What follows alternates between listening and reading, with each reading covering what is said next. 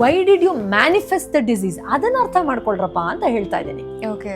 ಈಗ ಮಂಡಿ ನೋವು ಬಂತು, ನಿಂತ್ಕೊಳ್ಳೋಕೆ ಆಗಲ್ಲ, ಪಾಪ ರೀಪ್ಲೇಸ್ಮೆಂಟ್ ಮಾಡ್ಕೊಂಡು ಎಷ್ಟೋ ಜನ ಓಡಾಡ್ತಾರೆ. ಎಷ್ಟು ಥ್ಯಾಂಕ್ಸ್ ಹೇಳ್ಬೇಕು ನಾವು ಮೆಡಿಕಲ್ ರಿಸರ್ಚ್ಗೆ.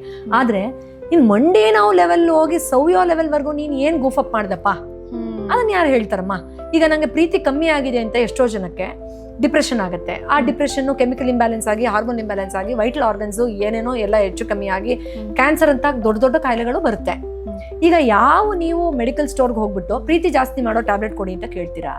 ನನ್ನ ಮನೆಯಲ್ಲಿ ಗಲಾಟೆ ಆಗ್ತಾ ಇದೆ, ಅದನ್ನ ನಿಭಾಯಿಸಕ್ಕೆ ನಂಗೆ ಮಾತ್ರ ಕೊಡಿ ಅಂತ ಕೇಳ್ತೀರಾ? ಇಲ್ಲ ಹಿಂದಿನ ಜನ್ಮದ ಏನೋ ಕರ್ಮ ಇದೆ, ಸಾಲ್ವ್ ಮಾಡಕ್ ಒಂದು ಮಾತ್ರ ಕೊಡಿ ಅಂತ ಕೇಳ್ತೀರಾ? ಕನ್ಸಲ್ಲಿ ಹಾಲ್ ಟಿಕೆಟ್ ಮರ್ತೋದೆ, ಎಕ್ಸಾಮ್ ಮಿಸ್ ಮಾಡ್ಬಿಟ್ಟೆ, ಟ್ರೈನ್ ಮಿಸ್ ಮಾಡಿದೆ, ಅಪ್ಪ ಹೊಡಿತಾ ಇದ್ದಾರೆ, ಇದನ್ನೇ ಟ್ರಾಮಾ ಆಗಿ ತಗೊಂಡ್ ದೊಡ್ಡ ಕಾಯಿಲೆ ಬರುತ್ತೆ ಒಬ್ಬ ಮನುಷ್ಯನ್. ಉದಾಹರಣೆ ನಾನು ಹೇಳ್ತಾ ಇರೋದು. ನಾನು ಎಷ್ಟೋ ಕ್ಲಾಸಸ್ ಅಲ್ಲಿ ಹೇಳಿದ್ದೀನಿ. ನನ್ನ ತಮ್ಮ ಹುಡುಗ ಅಂತ ಅವ್ನಿಗೆ ಬಿಸಿ ಇಡ್ಲಿ ಇಡ್ತಾ ಇದ್ರು, ಅಮ್ಮ ನಂಗೆ ತಂಗ್ಳ ಆಗ್ತಾ ಇದ್ರು.